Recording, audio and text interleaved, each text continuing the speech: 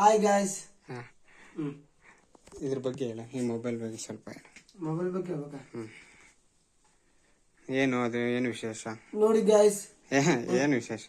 ಏನ್ ವಿಶೇಷ ಅಂದ್ರೆ ಏನು ವಿಶೇಷ ಅದಷ್ಟೇ. ಏನ್ ವಿಶೇಷ? ಏನು ಅದ್ರದ್ದು ಬೆನಿಫಿಟ್ ಏನು?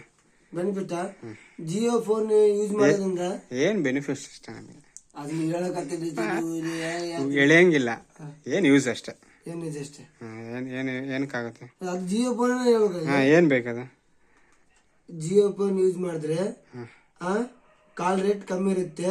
ಕಾಲ್ ರೇಟ್ ಕಮ್ಮಿ ಇರುತ್ತೆ. ಕಾಲ್ ರೇಟ್ 91 ರೂಪಾಯಿ ಮಾಡಿಸಿದ್ರೆ 1 ತಿಂಗಳು ಬರುತ್ತೆ.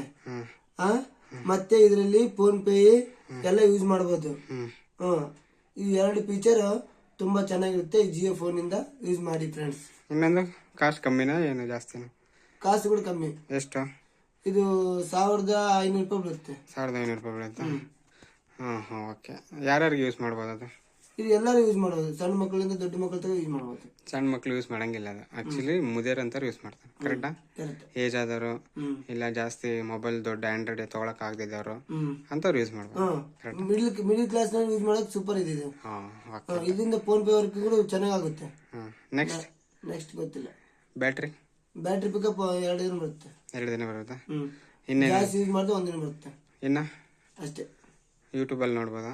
ಯೂಟ್ಯೂಬ್ ಅಲ್ಲಿ ಎಲ್ಲ ನೋಡ್ಬೋದು. ಮತ್ತೆ ಹೇಳ್ಬೇಕಾ? ಯೂಟ್ಯೂಬ್ ನೋಡ್ಬೋದು, ಇನ್ನೇನು ನೋಡ್ಬೋದು? ಯೂಟ್ಯೂಬ್, ಫೇಸ್ಬುಕ್, ವಾಟ್ಸಾಪ್ ಎಲ್ಲ ಇದೆಲ್ಲ ಬರುತ್ತೆ. ಓಕೆ.